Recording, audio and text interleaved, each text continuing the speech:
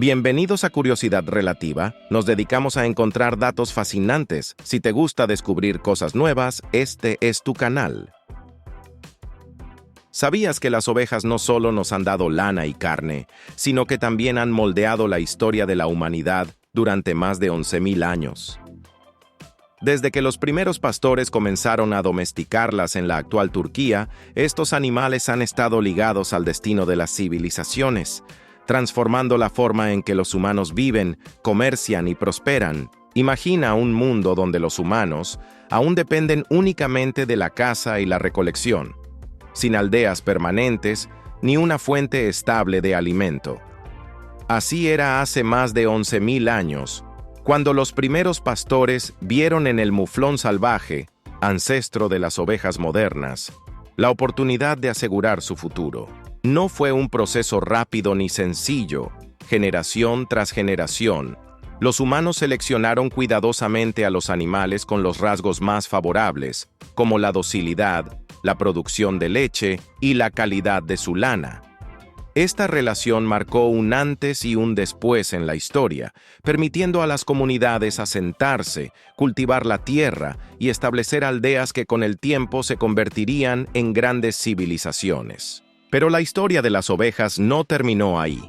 Hace unos 8.000 años, los primeros agricultores europeos comenzaron a seleccionar ovejas con colores específicos de pelaje, un indicio de que la humanidad ya practicaba la selección artificial mucho antes de la domesticación de otras especies.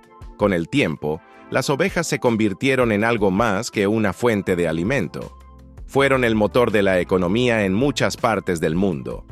Su lana, ligera y resistente, era el equivalente al plástico en la actualidad, versátil, útil y presente en todas partes. Se tejían mantas, vestimentas y hasta tiendas de campaña con este material, lo que permitió a los humanos adaptarse mejor al entorno. Las ovejas también fueron protagonistas en las grandes migraciones de la antigüedad.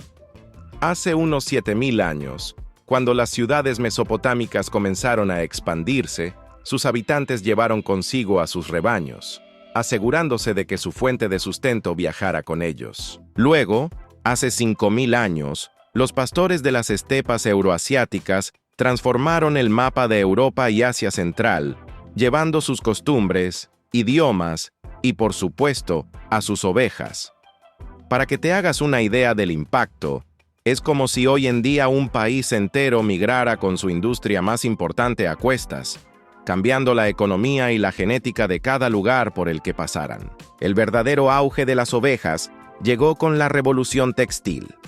Al principio se criaban por su carne y leche, pero con la llegada de la Edad del Bronce, su lana se convirtió en un producto de lujo. Las civilizaciones mesopotámicas empezaron a especializarse en criar ovejas con un pelaje más denso y homogéneo, lo que facilitó la producción de textiles a gran escala. En la época romana, el comercio de lana era tan valioso que algunas regiones se dedicaban exclusivamente a su cría. Las ovejas españolas, por ejemplo, fueron tan codiciadas que su lana fue considerada el oro blanco de la Edad Media, dando origen a una de las industrias más lucrativas de la historia. Pero lo más fascinante es que los cambios que los antiguos pastores realizaron en sus ovejas todavía están presentes en la actualidad. La selección de genes para mejorar la producción de lana, la resistencia a enfermedades y la adaptación a distintos climas sigue vigente, demostrando que la humanidad nunca dejó de moldear a estos animales. Hoy en día, la investigación genética continúa buscando formas de mejorar la cría de ovejas para enfrentar el cambio climático y las demandas del mercado global. Las ovejas han estado con nosotros desde que construimos las primeras aldeas. Han acompañado imperios en sus conquistas y han vestido a reyes y campesinos por igual. Su historia es la nuestra, un reflejo de cómo la humanidad ha aprendido a transformar su entorno para sobrevivir. Ahora que lo sabes, ¿cuántas veces has usado algo hecho de lana sin imaginar que detrás hay 11.000 años de historia? ¿Sabías que hace 300.000 años existió un gato tan diminuto que cabría en la palma de tu mano? Aunque suene increíble, un grupo de arqueólogos en China descubrió los restos de este felino prehistórico en una cueva de Hualongdong, y su hallazgo ha dejado boquiabiertos a los científicos. Bautizado como Prionailurus courteney, este pequeño depredador es el fósil más pequeño jamás registrado dentro de la familia de los felinos. Para que te hagas una idea de su tamaño, era similar al gato herrumbroso, el minino más pequeño del mundo actual, que pesa menos que una lata de refresco. El fósil, compuesto por una pequeña mandíbula con dientes bien conservados, fue encontrado en una cueva que también albergaba restos de humanos arcaicos. Esto significa que Prionailurus courteney posiblemente compartió territorio con nuestros antepasados. Imagina un mundo donde enormes elefantes prehistóricos y osos caminaban por los bosques, mientras un minúsculo felino se escabullía entre las sombras en busca de roedores. La convivencia de estos pequeños gatos con los primeros humanos podría haber sido similar a la de los gatos modernos que merodean por los callejones en busca de sobras de comida. Pero encontrar fósiles de felinos pequeños no es tarea fácil. Sus huesos son tan frágiles que, en la mayoría de los casos, el tiempo los desintegra antes de que alguien pueda descubrirlos. Sin embargo, las cuevas actúan como cápsulas del tiempo, conservando restos que, de otro modo, se habrían perdido para siempre. Gracias a este hallazgo, los científicos han podido identificar que Prionailurus courteney pertenece al mismo linaje que los actuales gatos leopardo asiáticos, conocidos por su agilidad y capacidad de caza en los bosques densos. El descubrimiento también desafía la idea de que los pequeños felinos prehistóricos eran escasos o poco diversos. Hasta ahora, muchos fósiles de gatos antiguos habían sido mal clasificados dentro del género Felis, el mismo al que pertenece el gato doméstico, sin un análisis detallado que permitiera diferenciarlos. Esto es como si, dentro de miles de años, alguien encontrara restos de un tigre y un gato doméstico y pensara que eran la misma especie solo porque ambos son felinos. Y aquí es donde las cosas se ponen aún más interesantes. Aunque no hay evidencia de que Prionailurus courteney haya sido domesticado, su cercanía con los asentamientos humanos podría haber favorecido algún tipo de relación indirecta, al igual que ocurrió con el ancestro de los gatos domésticos, el gato montés africano, Felis libica. En ese caso, los felinos comenzaron a acercarse a los humanos porque estos atraían ratones con sus cultivos, y poco a poco se fue estableciendo una convivencia que terminó en domesticación. ¿Pudo haber ocurrido algo similar con Prionailurus courteney en Asia? Este fósil es una pieza clave para entender la historia de los felinos y nos hace replantearnos cuántas especies diminutas, ágiles y escurridizas han existido sin que las conozcamos. ¿Cuántos otros mininos prehistóricos estarán aún esperando ser descubiertos bajo la tierra? ¿Sabías que en el antiguo Egipto no solo se momificaban faraones y nobles, sino también una increíble variedad de animales, desde gatos y cocodrilos hasta peces y serpientes? Si creías que la momificación era un privilegio exclusivo de los humanos, prepárate para sorprenderte, porque los egipcios llevaron esta práctica a un nivel completamente nuevo.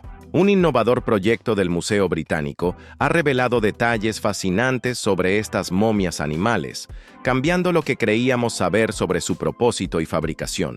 Imagínate caminar por un templo egipcio hace más de 2000 años y encontrarte con filas interminables de momias de gatos, todas envueltas con lino y algunas incluso con máscaras pintadas. Estos felinos no eran simples mascotas, representaban a Bastet, la diosa de la protección y el hogar. Pero no solo los gatos recibían este tratamiento. Los ibis, las aves sagradas de Tot, el dios de la sabiduría, también eran momificados por millones y almacenados en enormes catacumbas.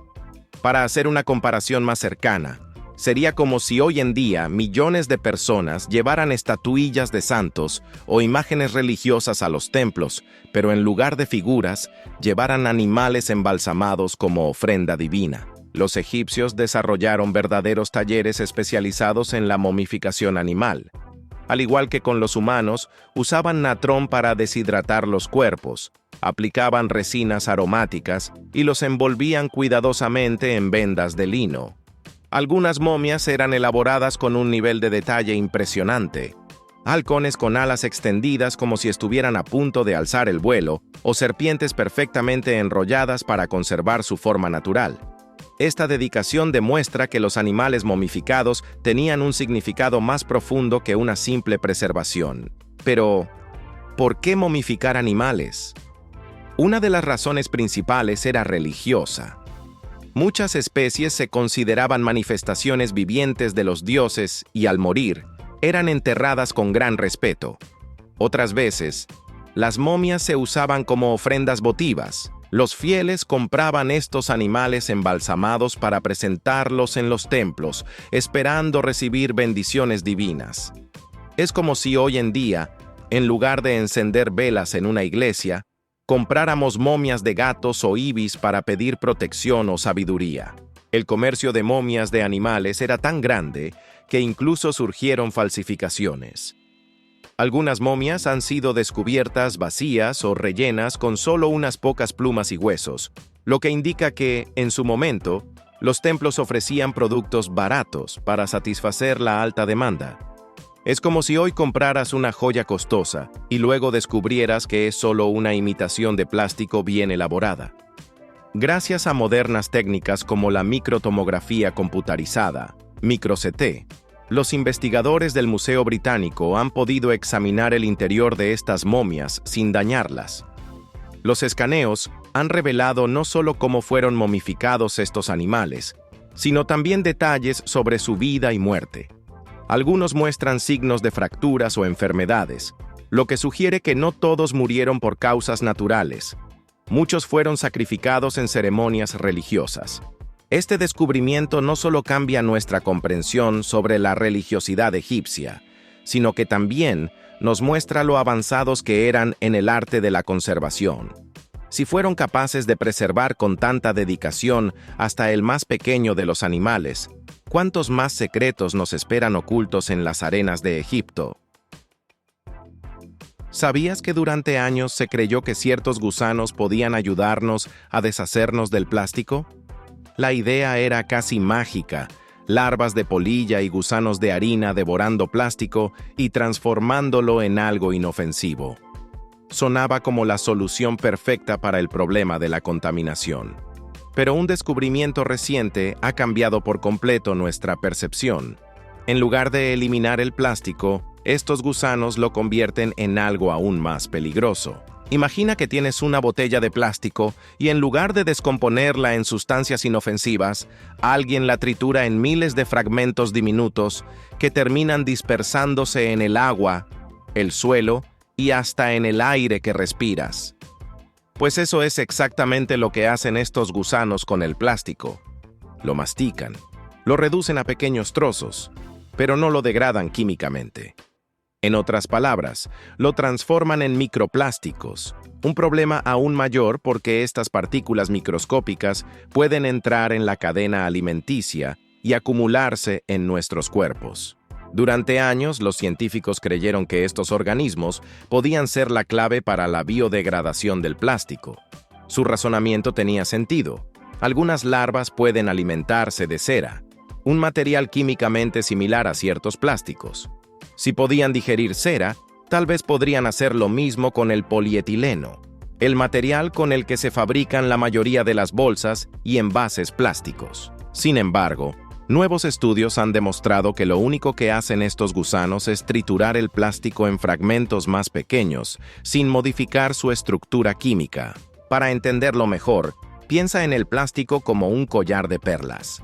Si queremos reciclarlo, lo ideal sería romper ese collar en perlas individuales que puedan reutilizarse. Pero lo que hacen estos gusanos es como si mordisquearan el collar hasta convertirlo en polvo, sin separar correctamente las perlas. Ese polvo de plástico es aún más problemático porque puede viajar fácilmente por el medio ambiente, infiltrarse en el agua potable y llegar a los océanos, donde los peces lo confunden con alimento. Este hallazgo ha sido un golpe para los científicos que buscaban soluciones naturales a la contaminación plástica. Sin embargo, no todo está perdido. El comportamiento de estas larvas ha inspirado nuevas investigaciones, como el desarrollo de enzimas especializadas capaces de degradar el plástico a nivel molecular.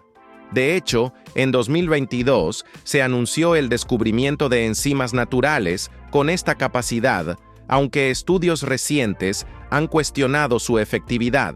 Ahora, los investigadores se centran en otra estrategia: diseñar plásticos con enlaces químicos más débiles para que puedan ser degradados por enzimas de manera eficiente. Suena prometedor, pero requiere cambios en toda la industria del plástico, algo que no ocurrirá de la noche a la mañana. Mientras tanto, la mejor solución sigue siendo la más simple y difícil de lograr: reducir la producción y el consumo de plástico. Así que, aunque estos gusanos no sean los héroes que esperábamos, su papel en la naturaleza ha abierto nuevas puertas para la biotecnología. La pregunta ahora es: ¿lograremos crear un mundo sin plásticos antes de que estos fragmentos invisibles se conviertan en un problema irreversible? ¿Sabías que, bajo la ciudad de Cusco, existe un laberinto subterráneo que hasta hace poco solo era un mito? Durante siglos, las crónicas coloniales hablaban de túneles ocultos que conectaban los templos y fortalezas incas, pero nunca se habían encontrado pruebas concretas. Ahora, un grupo de arqueólogos ha confirmado la existencia de una red de pasajes kilométricos que une el Coricancha, el Templo del Sol, con la imponente fortaleza de Sacsayhuamán, revelando un secreto enterrado bajo la antigua capital del Imperio Inca. El descubrimiento se hizo utilizando un método sorprendente. Los investigadores golpearon el suelo con una placa metálica cada 50 centímetros, como si tocaran un tambor, escuchando atentamente la resonancia. Cuando encontraron sonidos huecos, supieron que algo se ocultaba debajo. Luego, con georradares, lograron mapear un complejo de túneles de más de 1.750 metros de largo, con enormes muros y techos de piedra que desafían el paso del tiempo. Para entender la importancia de este hallazgo, hay que conocer los dos puntos que conecta. El Coricancha era el centro religioso y político del Imperio Inca, un templo cubierto de láminas de oro en honor al dios Inti, que brillaba tanto que los conquistadores lo describieron como una obra divina. Imagina un palacio de oro reflejando el sol, un símbolo de poder absoluto. Por otro lado, Sacsayhuamán es una fortaleza monumental con muros de piedras gigantescas que pesan hasta 100 toneladas cada una, encajadas con tal precisión que ni una hoja de papel cabe entre ellas. Los túneles descubiertos, conocidos en quechua como chincanas, han sido mencionados en leyendas por siglos. La palabra chincana significa lugar donde perderse, y no es para menos. Se dice que muchas personas han entrado en estos pasadizos y nunca han salido, lo que alimentó relatos de puertas secretas y trampas ocultas. Ahora sabemos que estas estructuras eran reales y que incluso tienen ramificaciones que conducen a lugares sagrados como Callispuquio, un sitio de culto al agua, y Muyucmarca, una de las torres de Sacsayhuamán. Pero, ¿para qué servían estos túneles?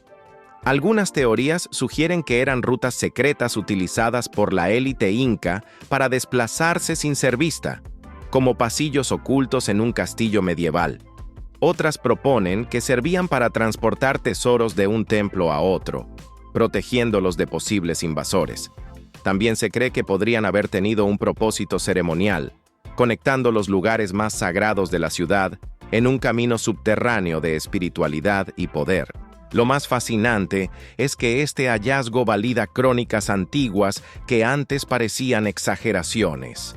En 1594, un jesuita español escribió sobre un túnel que pasaba bajo la Catedral de Cusco, describiéndolo como una vía secreta que unía el templo principal con la fortaleza. Durante siglos, estas historias fueron tomadas como mitos, pero la ciencia ha demostrado que, al menos en parte, eran ciertas. Este descubrimiento cambia nuestra comprensión de la arquitectura inca y abre nuevas preguntas sobre su ingeniería. ¿Cuántos más secretos están aún ocultos bajo el suelo de Cusco? ¿Sabías que hay un código misterioso que ha desafiado a los mejores lingüistas y arqueólogos durante más de un siglo? Se trata de la escritura del Indo, un sistema de signos grabados en pequeñas piedras hace más de 5.000 años por una civilización avanzada, pero enigmática. Aunque se han descifrado antiguas escrituras como los jeroglíficos egipcios, gracias a la piedra de Rosetta, la escritura del Indo sigue siendo un enigma. Ahora, el gobierno de Tamil Nadu ha lanzado un desafío con una recompensa de $1 millón para quien logre descifrar este código perdido. ¿Podrías ser tú quien resuelva uno de los mayores misterios de la arqueología?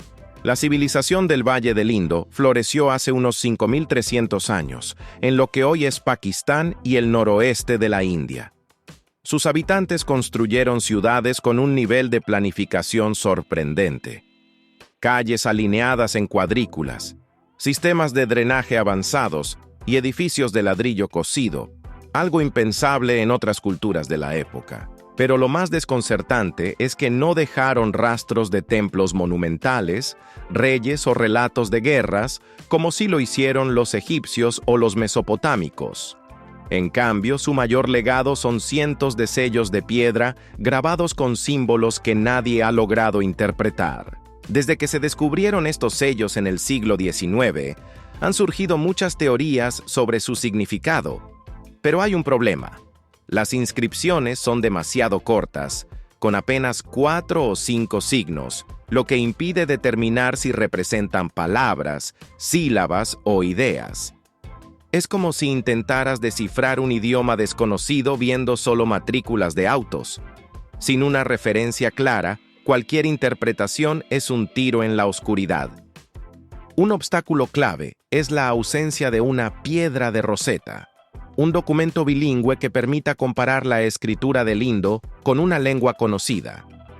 Los egipcios tuvieron suerte cuando se descubrió una inscripción en jeroglíficos y en griego antiguo, lo que permitió su desciframiento. Pero en el caso del Indo, no hay textos largos ni equivalencias conocidas, dejando a los expertos sin pistas concretas. A pesar de los desafíos, en los últimos años la inteligencia artificial ha comenzado a analizar patrones en los signos. Algunos estudios sugieren que la escritura del Indo tiene una estructura similar a la de los lenguajes hablados, lo que refuerza la idea de que realmente transmitía información. Sin embargo, sin un contexto claro, sigue siendo imposible traducirlo. El gobierno de Tamil Nadu no ha lanzado este desafío al azar. Investigaciones recientes han encontrado similitudes entre los signos del Indo y grabados en cerámica hallados en el sur de la India, donde se hablan lenguas drávidas como el tamil. Algunos expertos creen que esta escritura podría estar relacionada con estos idiomas, lo que reescribiría la historia de la región. Si alguien logra demostrar esta conexión, no solo se llevaría $1 millón, sino que cambiaría nuestra comprensión de la historia. Pero el reto no será fácil. Para reclamar el premio, cualquier propuesta de desciframiento deberá ser validada por un comité de expertos y aplicarse a múltiples inscripciones de manera coherente. En la historia, han existido casos similares. La escritura cuneiforme fue descifrada después de siglos de investigación, y el lineal B, la escritura de la civilización micénica, fue interpretado en la década de 1950 tras un intenso análisis comparativo. ¿Podrá la escritura del Indo ser el próximo gran hallazgo? Mientras el desafío está en marcha, el misterio de esta civilización sigue sin resolverse. ¿Era realmente un sistema de escritura o simplemente símbolos usados en transacciones comerciales? ¿Podría tratarse de un idioma perdido sin relación con ninguna lengua moderna?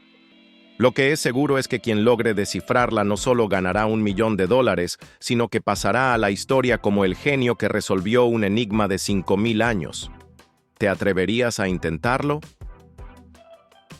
¿Sabías que en las profundidades del océano existe un crustáceo gigante con el aspecto de Darth Vader y un sabor comparable al de la langosta? Su nombre es Bathynomus vaderi, un isópodo marino que acaba de ser descubierto en el Mar del Sur de China, recordándonos que el océano sigue siendo un mundo misterioso, lleno de criaturas sorprendentes que desafían nuestra imaginación. Imagínate una cochinilla de jardín, esos pequeños artrópodos que se enrollan en una bolita cuando los tocas. Ahora, agrándala hasta alcanzar el tamaño de un gato doméstico. Dale una armadura resistente como la de un cangrejo. Ponle 14 patas y una cara que recuerda al temible casco de Darth Vader. El resultado es Bathynomus vaderi, una criatura que vive a cientos de metros bajo el agua, en un mundo de oscuridad absoluta y presiones tan extremas que destrozarían un submarino común. Pero lejos de ser un monstruo marino, este crustáceo es un recolector de los fondos oceánicos, desempeñando el papel de basurero natural. Se alimenta de los restos de peces y otros animales muertos que caen lentamente desde la superficie, ayudando a reciclar la materia orgánica y manteniendo el equilibrio de su ecosistema. Sin embargo, aunque parece un ser de otra galaxia, su presencia no ha pasado desapercibida en la Tierra. En los mercados de Vietnam, estos isópodos han comenzado a venderse como una delicia culinaria, alcanzando precios de hasta $40 por kilogramo. Según quienes los han probado, su carne tiene un sabor similar al de la langosta, lo que ha despertado el interés de los chefs y comensales más aventureros. El descubrimiento de Bathynomus vaderi es un recordatorio de lo poco que sabemos sobre los océanos. Fue identificado por un equipo de científicos que analizaba muestras recolectadas en mercados locales, creyendo inicialmente que se trataba de una especie ya conocida. Pero al estudiar en detalle su caparazón, la forma de sus espinas y otras características anatómicas, se dieron cuenta de que estaban ante una especie completamente nueva. Es impresionante pensar que un animal de este tamaño haya pasado desapercibido hasta ahora, lo que nos lleva a preguntarnos cuántas otras criaturas gigantes pueden estar escondidas en las profundidades. Este fenómeno, conocido como gigantismo de aguas profundas, es común en los océanos. Mientras que en tierra la mayoría de los artrópodos no superan unos pocos centímetros, en el fondo marino algunos alcanzan tamaños descomunales. Un ejemplo claro es el calamar gigante, que puede medir más de 10 metros, o el tiburón de Groenlandia, que vive durante siglos en las frías aguas del Ártico. ¿Por qué crecen tanto? La respuesta parece estar en la combinación de bajas temperaturas, escasez de alimento y la enorme presión del agua, que favorecen la evolución de cuerpos más grandes y resistentes. Sin embargo, el futuro de Bathynomus vaderi y otras criaturas de las profundidades es incierto. A medida que la pesca industrial, la minería submarina y el cambio climático afectan estos ecosistemas, muchas especies podrían extinguirse antes incluso de que lleguemos a conocerlas. Por eso, los científicos han advertido sobre la necesidad de regular su pesca y estudiar mejor sus poblaciones, para evitar que este descubrimiento termine en la lista de especies amenazadas. A pesar de todos los avances en exploración marina, el océano sigue siendo un territorio en gran parte inexplorado, con más del 80% de sus aguas aún sin cartografiar. Si hoy descubrimos a Bathynomus vaderi, ¿qué otras criaturas desconocidas podrían estar esperando en las profundidades, ocultas en la oscuridad de los océanos? ¿Sabías que existen babosas marinas tan coloridas y sorprendentes que parecen sacadas de un sueño psicodélico? Se llaman nudibranquios y, aunque no lo parezca, son parientes de los caracoles. Sin embargo, a diferencia de estos, han perdido su concha y han desarrollado estrategias fascinantes para sobrevivir en los océanos. Imagínalos como los camaleones del mar, pero en lugar de cambiar de color, su cuerpo ya viene diseñado con patrones vibrantes que advierten a los depredadores de su toxicidad. Hay más de 3.000 especies de nudibranquios y cada una tiene su propio estilo único. Algunos parecen pequeñas joyas vivientes, con tonos eléctricos de azul, amarillo y rojo. Otros se asemejan a pétalos de flores o hasta criaturas alienígenas flotando en el agua. Pero no solo son hermosos, también son maestros de la supervivencia. Mientras algunos dependen del camuflaje para mezclarse con corales y algas, otros han llevado la defensa un paso más allá. Se alimentan de anémonas y medusas, Pero en lugar de ser afectados por sus células urticantes, las almacenan en su cuerpo y las usan para su propia protección. Es como si alguien pudiera comerse un chile picante y luego expulsar su ardor para alejar a los enemigos. Dependiendo de la especie, los nudibranquios pueden medir desde pocos milímetros hasta más de 30 centímetros. Algunos tienen penachos branquiales en la espalda que les sirven para respirar, mientras que otros poseen apéndices llamados ceratas, que no solo los ayudan a defenderse, sino que también los hacen parecer criaturas de fantasía. En cuanto a su dieta, son verdaderos especialistas. Hay nudibranquios que solo comen esponjas marinas, otros prefieren las anémonas, y algunos incluso se alimentan de sus propios parientes. Un mundo submarino donde el más colorido no siempre es el más inofensivo. A pesar de su apariencia exótica, estos moluscos tienen una vida corta. En promedio viven menos de un año, pero en ese tiempo cumplen un rol esencial en los ecosistemas marinos. Son depredadores, presas y reguladores del equilibrio marino. Además, sus toxinas han despertado el interés de los científicos, ya que podrían ser clave para desarrollar nuevos medicamentos. Incluso, algunos fotógrafos submarinos se dedican exclusivamente a capturarlos en imágenes porque son una de las criaturas más espectaculares del océano. Si alguna vez buceas en un arrecife o exploras el fondo marino, podrías encontrar uno de estos seres extraordinarios. Su existencia nos recuerda que el océano sigue siendo un mundo lleno de misterios, donde la vida ha evolucionado de formas asombrosas. ¿Quién sabe qué otras criaturas increíbles podrían estar esperando a ser descubiertas en las profundidades? ¿Sabías que existe una flor tan grande y apestosa que su aroma se confunde con el de un cadáver en descomposición? Se trata de la Amorphophallus titanum, mejor conocida como la flor cadáver, una planta gigantesca que puede alcanzar hasta 3 metros de altura y que, cuando florece, libera un hedor putrefacto que atrae a moscas y escarabajos carroñeros. Pero, ¿qué hace que su olor sea tan insoportable? ¿Y cómo es capaz de generar calor como si fuera un animal? La clave de su pestilente fragancia está en un cóctel químico de compuestos volátiles de azufre, como el dimetildisulfuro y el dimetiltrisulfuro, los mismos que se encuentran en la carne podrida. Estos compuestos engañan a los insectos carroñeros, haciéndoles creer que han encontrado un cadáver en plena descomposición, cuando en realidad se trata de una estrategia de polinización única. Pero aquí no acaba la historia. Un estudio reciente ha descubierto que la flor cadáver no solo huele como un cuerpo muerto, sino que también se calienta para intensificar ese olor. Su espádice, la estructura central de la flor, puede elevar su temperatura hasta 11 grados por encima del ambiente, lo que ayuda a dispersar los compuestos malolientes con mayor rapidez. Para ponerlo en perspectiva, algunas plantas como la flor cadáver generan más calor por gramo de peso que un colibrí en pleno vuelo o una rata de 125 gramos. Esta capacidad, conocida como termogénesis, es extremadamente rara en el mundo vegetal y funciona de manera similar a la grasa parda en los mamíferos, que genera calor en lugar de almacenar energía.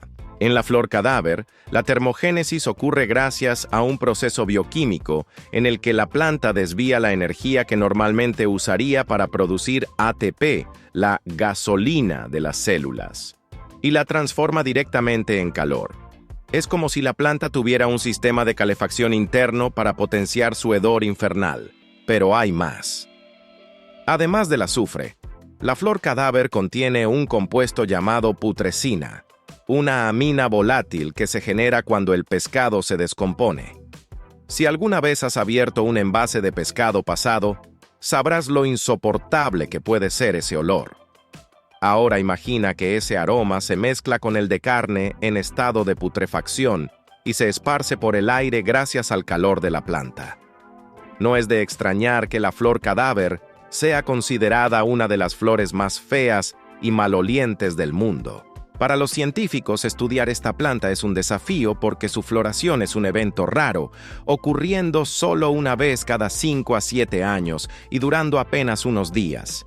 Uno de los ejemplares más estudiados es Morphy, una flor cadáver cultivada en el invernadero de Dartmouth College. Durante sus floraciones en 2016 y 2022, los investigadores recolectaron muestras y analizaron cómo la planta regula su producción de calor y olores. Gracias a Morphy, se identificaron los genes responsables de su mecanismo de termogénesis y de la síntesis de los compuestos sulfurosos y la putrescina. Lo fascinante de este estudio es que demuestra cómo una planta ha evolucionado para imitar a la perfección las señales químicas de un animal muerto.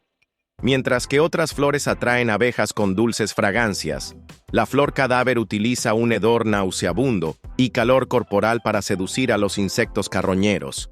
Es un engaño macabro pero efectivo, que le ha permitido reproducirse a lo largo de miles de años. Ahora la pregunta es, ¿qué otras plantas podrían estar usando trucos similares sin que nos demos cuenta? ¿Sabías que la Amazonia y la Mata Atlántica, dos de los bosques más impresionantes de Brasil, han estado conectados durante millones de años a través de antiguas autopistas naturales? Aunque siempre se creyó que estaban separados por vastas zonas secas, como el Cerrado y la Caatinga, un reciente estudio genético ha revelado que los árboles han migrado entre estos ecosistemas de manera constante, como si siguieran un mapa secreto tallado en la naturaleza. Imagina que la Amazonia es una gigantesca metrópoli verde y la Mata Atlántica, una ciudad lejana llena de vida. Durante mucho tiempo, los científicos pensaron que ambas estaban completamente aisladas, sin carreteras que las unieran. Sin embargo, la realidad es que sí existe una conexión. Ríos que han servido de puentes naturales, rodeados de bosques ribereños que han permitido el paso de especies sin interrupción. Es como descubrir que dos ciudades separadas por un desierto en realidad siempre han estado comunicadas por estrechos caminos llenos de vida. El hallazgo se basó en el análisis genético de los árboles del género Inga, ampliamente distribuidos en América Latina. Mediante técnicas avanzadas de secuenciación de ADN, los investigadores rastrearon la migración de estas especies y encontraron evidencia de al menos 16 a 20 eventos en los que árboles de la Amazonia viajaron a la Mata Atlántica. En sentido contrario, solo hubo 1 o 2 casos. Es como si la Amazonia fuera una gran fábrica de biodiversidad, enviando constantemente productos al otro bosque, mientras que la Mata Atlántica, más pequeña y fragmentada, devolviera muy poco a cambio. Este descubrimiento desafía la teoría de que estas migraciones solo ocurrían en épocas de clima húmedo, cuando la vegetación se expandía y conectaba ambas regiones. En realidad, las semillas han viajado sin depender de estos cambios climáticos, aprovechando los bosques ribereños como carreteras ecológicas. ¿Y cómo se movían estas semillas? No tenían patas, pero sí aliados, primates y otros mamíferos que las transportaban en su pelaje o tras alimentarse de sus frutos. Es como si estos animales fueran mensajeros que llevan paquetes de un lugar a otro, sin saber que están construyendo un puente vivo entre dos mundos. Este hallazgo no solo cambia nuestra forma de entender la biogeografía sudamericana, sino que también tiene implicaciones urgentes para la conservación. Los bosques ribereños han sido clave en la conectividad ecológica de Sudamérica, pero enfrentan amenazas debido a la expansión agrícola y la deforestación. Si estos corredores desaparecen, sería como cortar los caminos entre ciudades y dejar a sus habitantes atrapados. La Mata Atlántica ya ha perdido el 80% de su cobertura original, lo que hace aún más crucial proteger lo que queda. Este estudio también plantea preguntas fascinantes. Si los árboles han estado migrando por estas rutas, ¿qué otros seres vivos han hecho lo mismo? ¿Cuántas especies de animales y plantas han seguido caminos similares sin que nos demos cuenta? Quizás aún queden muchas autopistas naturales por descubrir, ocultas en la vasta red de la naturaleza. Entonces, si los árboles han viajado en secreto durante millones de años, ¿qué otras historias desconocidas guarda la selva esperando ser reveladas? Gracias por ver el video de hoy. Esperamos que te haya gustado, si fue así. No olvides suscribirte y activar la campanita de notificaciones para que YouTube te avise cuando subamos nuevo video.